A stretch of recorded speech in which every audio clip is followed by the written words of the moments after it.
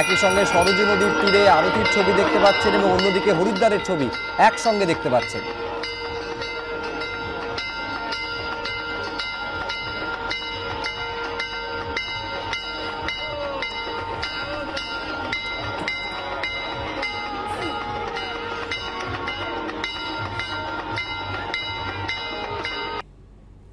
আমি এখানে দেবাশিস চৌধুরীর কাছে আসতে যাব। দেবাশিস দা, ঠিক যেদিন প্রধানমন্ত্রী রাম মন্দিরের উদ্বোধন করছেন, রামলালার প্রাণ প্রতিষ্ঠা করছেন, ঠিক সেই দিনই সিপিএমের তরফে এই কথা মনে করিয়ে দেওয়া হচ্ছে বিজেপিকে যে রাষ্ট্রের কোনো ধর্ম হয় না।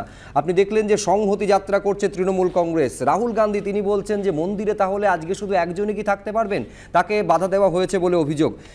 এইখানে বিরোধীরা মনে করাচ্ছে যে যখন স্বয়ং প্রধানমন্ত্রী দেব থেকে দেশের কথা বলেন, রাম থেকে রাষ্ট্রের কথা বলেন, তিনি যখন এইটা বলেন তার ভাষণে যে রামের প্রতি সমর্পণ মানে রাষ্ট্রের প্রতি সমর্পণ, তার মানে ধর্মকে জাতীয়তাবাদের সঙ্গে রাষ্ট্রের সঙ্গে মিশিয়ে দেওয়ার চেষ্টা করছেন এবং তার থেকে নির্বাচনে আপনারা ডিভিডেন্ড পাওয়ার রাস্তা তৈরি করার চেষ্টা করছেন। দেখুন, ধর্মের সাথে রাষ্ট্রের যে যোগ, সেটা স্বদেশী আন্দোলন থেকে আমরা দেখছি। অনুশীলন, যুগান্তর, এক হাতে গীতা আরেক হাতে রিভলভার, এরকম বিপ্লবীরা বাংলাই এর উদাহরণ।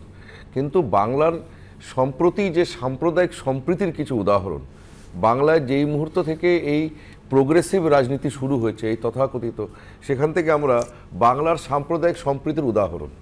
বিজন সেতুতে আনন্দমার্গী সাধুদের হত্যা, তারপরে 96 সালে রামজ্যোতি উপাসনার সময় রাম ভক্তদের গুলি করে মেরে ফেলা, তারপরে 2001 সালে সোনাখালীতে 4 জন হিন্দু যুবককে জিহাদিরা মেরে ফেললো, তাদের কোনো বিচার হলো না।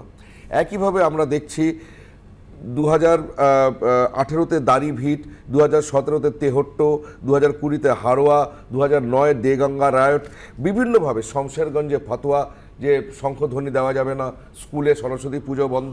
দাড়িভিটে বাংলার টিচার চাওয়া হয়েছিল, উর্দুর শিক্ষক পৌঁছে গেল। আজকে মাননীয় মুখ্যমন্ত্রী উনি উর্দুতে হিন্দিতে ভাষণ করলেন, একমাত্র জয় শ্রীরাম বহিরাগত।